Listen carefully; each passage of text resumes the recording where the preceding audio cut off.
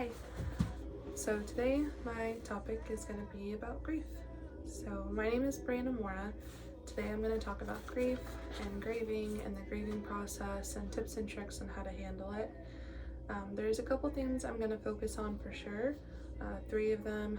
First one being the Kubler-Ross themes of grief and the steps that come with that, how to care for the bereaved, and the emotional impact of losing a loved one, such as a pet. Grief is something we will all experience at some point in our life. It's inevitable, it's a part of being human, but it does look different for every person and every situation. So what is grief? Grief is the emotional reaction to loss, and it's an outward mourning of something that you've lost and an outward expression of grief. This means people can feel the same emotions, but we can all express them in different ways. Grieving, like I said, is different for everybody. Grief can affect how we think, how we feel, how we act, and even our physical health. It is something that cannot be rushed and it can't simply just be fixed, and it's something that people have to learn to move with and carry throughout their days. The Kubler-Ross themes of grief. This is a developed model to help explain the different processes that comes with grief that is a result of from death or loss. One of the quotes from our book states, Kubler-Ross themes of grief represent cognitive, emotional, and behavioral reactions to our own impending death. The 5 themes are denial, anger, bargaining, depression, and acceptance. So there's 5 themes that come with it. And that's stated in our book on page 913. These themes help us to understand common reactions. Denial is a common one. Denial is when someone struggles to accept that loss has happened. Anger is another one, and it can be directed at individuals, circumstances, or even life itself. Bargaining involves contemplating the desire for things to be different, so whether that's bargaining with God or just a supernatural power or just life itself, bargaining is just a part of the process. And then depression is a deep sense of sadness and loss, and acceptance means beginning to understand that this is the new reality. These steps are not in any particular order. They can be different for everyone, like we've said in the beginning. Grief is different for everybody. So although it can be categorized very neatly into 5 little boxes, it's not always as black and white, and it's not always in a specific order for everybody.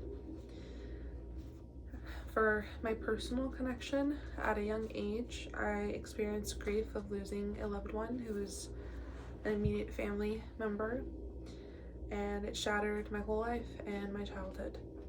Going through something like that so young has definitely shaped me into who I am today, and still shapes me every single day. As much as I hate it sometimes, it does. I am proud of who I become, but I do recognize that what has shaped me is one of the most emotional, painful things I've ever gone through. Over time, I've learned how to cope, I've learned how to grieve.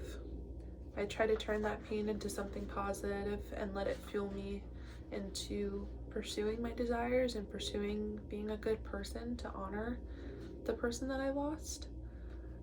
It's not easy, but that's the way that I've learned to cope with it. And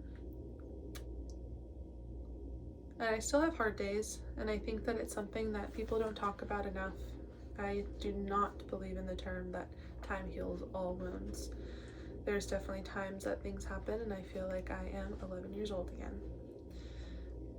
I can say personally that I've struggled with anger the most. I was very angry for a long time of how something so simple could take away my family member forever. I was angry with all the destruction that came with that loss and everything that happened after. I would say anger for me was a huge part of the grieving process. The emotional impact of losing a pet. So this is something I think is important to talk about. So grief is not limited to just losing people. Losing a pet can feel like you're losing a person. It's a connection that we build with them. Another quote from the book states that pets bring an emotional support and companionship to many people, and their death is often highly distressing. However, other people may not take that pet's owner's sorrow seriously, which is crazy. So losing a pet feels a lot like losing a family member. And for many people, pets are a part of their daily life and bring them a lot of comfort and joy and companionship. It's important to validate that kind of loss. And it does not make someone weak to grieve an animal. In fact, I think it makes it show how powerful they are as a person, that their heart is able to accommodate so much love, even for someone with 4 legs and fur. Or a snake, whatever your pet is. So ways that we can care for the bereaved. Caring for someone who's grieving takes a lot of patience. There's no perfect thing to say, and sometimes words are really not even needed. Just being there means a lot. Another quote from our book says, "When bereaved people begin psychotherapy, it may include treating existing problems such as anxiety disorders or helping the person work through issues from earlier in life. Therapeutic approaches often combine improving coping resources and building social support." And that's from page 917 of our book. This shows how important support systems are, and they are very, very important.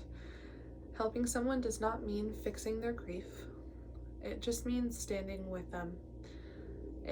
That can look like listening, checking in, or helping with any small daily things. Grief can also affect your physical health, so caring for someone really does matter. What not to say. This is a big one. So what not to say. It is very important to avoid minimizing their pain. Phrases like "everything happens for a reason" can feel extremely dismissive, even though it is true, but when someone is in the thick of their grieving, that is the last thing they want to hear. If you say that, you better have a really good reason as to why their loved one died, which usually there is no good reason. Most people do not need answers, they just need to feel understood and not alone. So when it comes to healthy coping can look different for everyone because grieving is different for everyone. So I'll say it together. Grieving is different for everybody. It can include talking to people you trust, giving yourself time to feel emotions, because we are human, we need to feel, and finding ways to remember the person or pet that you lost. Some people may need counseling or support groups. There is no timeline, and healing is not something that happens all at once.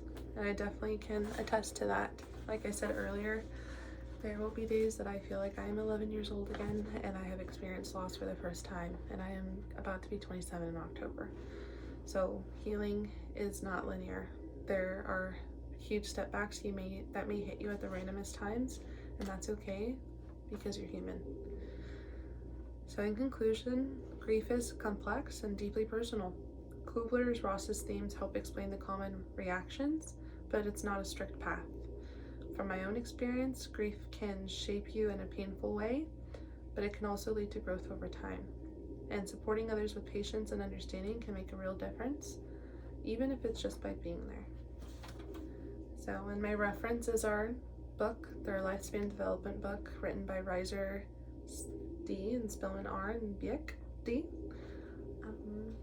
And that's it. That is my lesson plan about grief, and I hope that we can all learn something from it. We can all take something away from it, because grief is going to happen to us all at some point. We will experience loss, but it's all about trying to move forward with your new reality in healthy ways or unhealthy ways for a little bit, because nobody's freaking perfect, and that's okay.